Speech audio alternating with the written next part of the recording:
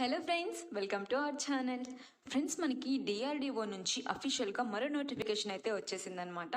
So total ఇందులో మనకి 1061 పోస్ట్కి అయితే నోటిఫికేషన్ రిలీజ్ చేసేసారు. సో అన్ని మనకైతే గవర్నమెంట్ పర్మనెంట్ ఉద్యోగాలండి. సో ఇందులో అయితే మనకి చాలా పోస్టులకు అయితే వేకెన్సీస్ ఉన్నాయన్నమాట. సో వేరియస్ పోస్టులు అయితే ఉన్నాయి. సో 10th క్లాస్ కానీ 12th క్లాస్ కానీ ఎనీ డిగ్రీ అప్లై చేసుకునే విధంగా నోటిఫికేషన్ అయితే రిలీజ్ చేసేసారు. స్టార్టింగ్ శాలరీ మనకి 50,000 పైగా వస్తుంది. సో ఈ నోటిఫికేషన్కి అయితే ఆంధ్రప్రదేశ్ అండ్ తెలంగాణకు సంబంధించిన మేల్ అండ్ ఫీమేల్ క్యాండిడేట్స్ ఎవరైనా కూడా ఆన్లైన్ లోనే అప్లై చేసుకోవచ్చు. సో కంప్లీట్ డీటెయిల్స్ అయితే వీడియోలో ఎక్స్ప్లెయిన్ చేస్తాను. సో అంతకంటే ముందు వీడియో చూస్తున్న ప్రతి ఒక్కళ్ళు అయితే లైక్ చేసి ఛానల్ ని సపోర్ట్ చేయండి. అండ్ ఫస్ట్ టైం మన ఛానల్ ని చూస్తున్న వాళ్ళైతే సబ్స్క్రైబ్ కూడా చేసుకోండి. సో ఫ్రెండ్స్, ఇన్ఫర్మేషన్ కనుక చూసుకున్నట్లయితే మనకి defence research and development organisation నుంచి అడ్మిన్ అండ్ ఎలైడ్ కింద ఉండే వేరియస్ పోస్టులకు అయితే నోటిఫికేషన్స్ వచ్చేసింది అనమాట. సో మనమైతే ఇక్కడ చూసుకోవచ్చు టోటల్ 1061 వేకెన్సీస్ కి అయితే వీళ్ళు నోటిఫికేషన్స్ రిలీజ్ చేసేసారు. అండ్ ఇక్కడ అప్లికేషన్ కి సంబంధించిన డేట్స్ కనుక చూసుకుంటే మనకి 7th నవంబర్ నుంచి అయితే స్టార్ట్ అవుతుంది application. And application last date వచ్చేసరికి 7th డిసెంబర్ వరకు అయితే ఉంటుంది. సో ఇది కూడా మనం ఆన్లైన్ లోనే అప్లై చేసుకోవాల్సి ఉంటుంది. సో అది కూడా వాళ్ళ యొక్క అఫీషియల్ వెబ్సైట్ లో. మనం ఈ డిఆర్డిఓకి సంబంధించిన వేకెన్సీ డీటెయిల్స్ కనుక చూసుకున్నట్లయితే ఇక్కడ చూసుకోవచ్చు మనకి టోటల్ 1061 పోస్టులకు అయితే వేకెన్సీస్ ఉన్నాయి. సో మనకైతే అన్ని కేటగిరీస్ లో వేకెన్సీస్ ఉన్నాయన్నమాట. సో ఇక్కడ మనం చూసుకోవచ్చు జూనియర్ ట్రాన్స్లేటర్ ఆఫీసర్కి వచ్చేసరికి టోటల్ 33 వేకెన్సీస్ అయితే ఉన్నాయి. And stenographer grade 1 English typing కి సంబంధించి 215 వరకు అయితే ఉన్నాయి. And stenographer grade 2 English typing కి వచ్చేసరికి 123 వరకు అయితే ఉన్నాయి. అండ్ అలాగే అడ్మినిస్ట్రేటివ్ అసిస్టెంట్ ఏకి వచ్చేసరికి మనకి టోటల్ 250 వరకు అయితే ఉన్నాయి. అండ్ అలాగే హిందీ టైపింగ్ వచ్చేసరికి 12 ఉన్నాయి. అండ్ స్టోర్ అసిస్టెంట్ ఏకి వచ్చేసరికి 134. And store assistant A Hindi typing వచ్చేసరికి మనకి టోటల్ 4 పోస్టులు అయితే ఉన్నాయి. అండ్ సెక్యూరిటీ అసిస్టెంట్ ఏకి వచ్చేసరికి 41, వెహికల్ ఆపరేటర్ వచ్చేసరికి 145, అలాగే ఫైర్ ఇంజిన్ డ్రైవర్ ఏకి వచ్చేసరికి 18, అలాగే ఫైర్ మ్యాన్ కి వచ్చేసరికి 86. సో మనకైతే ఈ విధంగా టోటల్ 1061 పోస్టులు అయితే ఉన్నాయన్నమాట. సో మనం కేటగిరీ వైజ్ గా చూసుకున్నట్లయితే ఎస్సీకి వచ్చేసరికి మనకి టోటల్ 71 ఉన్నాయి. అలాగే ఎస్టీ వాళ్ళకి వచ్చేసరికి 40 వరకు అయితే ఉన్నాయి. ఓబీసీ క్యాండిడేట్స్ కి వచ్చేసరికి 204, అండ్ ఈడబ్ల్యూఎస్ కి వచ్చేసరికి 67, అండ్ ఓపెన్ కేటగిరీలో వచ్చేసరికి 679. సో ఈ విధంగా మనకి కేటగిరీ వైజ్ గా ఇచ్చేసారు కాబట్టి సో మనం అయితే చక్కగా జాబ్స్ అనేవి అప్లై చేసుకోవచ్చు. అండ్ ఇక్కడ ఎలిజిబిలిటీ క్రైటీరియా కనుక చూసుకున్నట్లయితే ఇండియన్ క్యాండిడేట్ అయిన ప్రతి ఒక్కళ్ళు కూడా అప్లై చేసుకోవచ్చు. సో ఆంధ్రప్రదేశ్ కి కానీ తెలంగాణకి సంబంధించిన ప్రతి ఒక్కళ్ళైనా అప్లై చేసుకోవచ్చు. అండ్ ఇక్కడ మనం చూసుకున్నట్లయితే పోస్టింగ్ కూడా మన యొక్క సొంత రాష్ట్రంలోనే జరుగుతుంది కాబట్టి సో ఎవరైతే కూడా మిస్ చేసుకోకండి. సో ఫ్రెండ్స్, ఈ నోటిఫికేషన్ కి సంబంధించి అప్లికేషన్ డీటెయిల్స్ కనుక చూసుకున్నట్లయితే మనం ఆన్లైన్ లోనే అప్లై చేసుకోవాల్సి ఉంటుంది. సో అది కూడా వాళ్ళ యొక్క అఫీషియల్ వెబ్సైట్ లో. సో ఆ లింక్ అయితే నేను మీకు డిస్క్రిప్షన్ లో ప్రొవైడ్ చేస్తాను. అండ్ అప్లికేషన్ ఫీజు వచ్చేసరికి మనకి 100 రూపీస్ అయితే ఉంటుందన్నమాట. సో ఎవరైతే SC ST and PWBD ESM and ex service men candidates ఉన్నారో సో వాళ్ళకైతే ఎటువంటి ఫీజు కూడా పే చేయాల్సిన అవసరం లేదు. సో రిమైనింగ్ క్యాండిడేట్స్ ఎవరైతే ఉన్నారో సో వాళ్ళు 100 రూపీస్ అయితే అప్లికేషన్ ఫీజు అనేది పే చేయాల్సి ఉంటుంది. సో ఫ్రెండ్స్, మనం రిక్రూట్మెంట్ నోటిఫికేషన్ కి సంబంధించిన పోస్టుల యొక్క సెలక్షన్ ప్రాసెస్ కనుక చూసుకున్నట్లయితే ఇక్కడ మనకి టోటల్ 2 ఫేజెస్ లో అయితే ఉంటుందన్నమాట సెలక్షన్ ప్రాసెస్. ఫస్ట్ వన్ వచ్చేసరికి మనకి కంప్యూటర్ బేస్డ్ టెస్ట్ అయితే జరుగుతుంది, టైర్ 1. అండ్ సెకండ్ టైర్ 2 కి సంబంధించి మనకైతే skill and physical fitness capability test అయితే జరుగుతుంది అనమాట. సో ఈ రెండింటి మీద మనకైతే టెస్ట్లు అనేవి జరిపి సో ఎవరైతే క్వాలిఫై అవుతారో వాళ్ళని రిక్రూట్మెంట్ చేసుకుంటారు. సో మనం ఇక్కడ ఎగ్జామ్ ప్యాటర్న్ కనుక చూసుకున్నట్లయితే ఫస్ట్ వచ్చేసరికి మనకి కంప్యూటర్ బేస్డ్ టెస్ట్ జరుగుతుంది.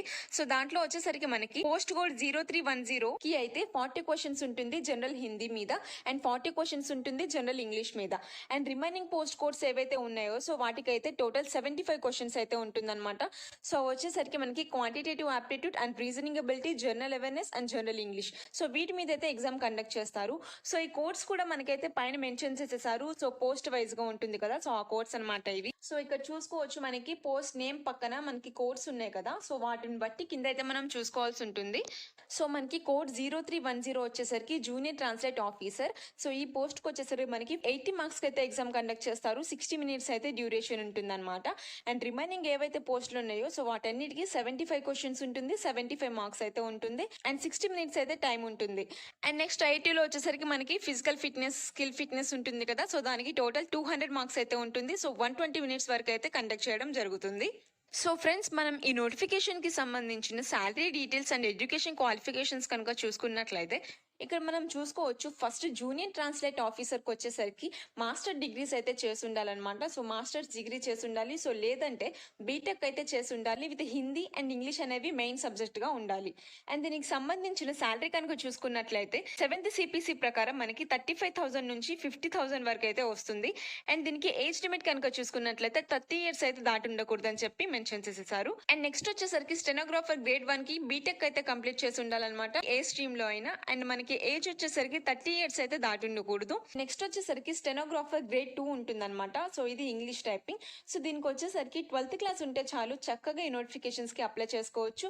సో దీనికి ఏజ్ వచ్చేసరికి 18 to 27 years మధ్యలో అయితే ఉండాలి. అండ్ శాలరీ కనుక చూసుకున్నట్లయితే 25,000 నుంచి అయితే స్టార్టింగ్ పే శాలరీ ఉంటుంది. అండ్ అలాగే మనకి కింద చాలా ఇచ్చేసారనమాట. సో అడ్మినిస్ట్రేటివ్ అసిస్టెంట్ కి 12th క్లాస్ అయితే ఉండాలి. And administrative assistant Hindi typing వచ్చేసి కూడా ఇంటర్ పాస్ అయితే చాలు. And store assistant Hindi and English typing కి 12th క్లాస్ అయితే ఖచ్చితంగా ఉండాలి. అండ్ అలాగే సెక్యూరిటీ అసిస్టెంట్ కూడా 12th క్లాస్ ఉండాలి.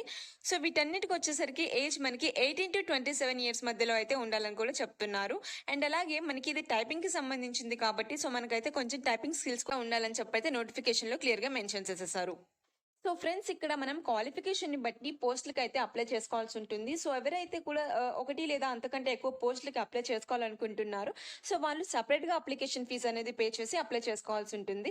సో గ్రాడ్యుయేషన్ ని బట్టి, సో ఏ గ్రాడ్యుయేషన్ కి సంబంధించిన పోస్ట్ ఉంటుందో సో దానికి అప్లై చేసుకోవచ్చు అనమాట. సో ఫ్రెండ్స్, మనకి ఇది DRDO కి సంబంధించిన అఫీషియల్ నోటిఫికేషన్ అనమాట. సో ఇందులో అయితే కంప్లీట్ డీటెయిల్స్ అయితే ఉన్నాయి. సో ఈ PDF లింక్ అయితే నేను మీకు డిస్క్రిప్షన్ లో ప్రొవైడ్ చేస్తాను. ఎవరైతే 12th క్లాస్ లేదంటే బీటెక్ కానీ సో మాస్టర్స్ కానీ కంప్లీట్ చేశారో సో వాళ్ళందరూ అయితే కూడా చక్కగా ఈ నోటిఫికేషన్స్ కి అప్లై చేసుకోవచ్చు.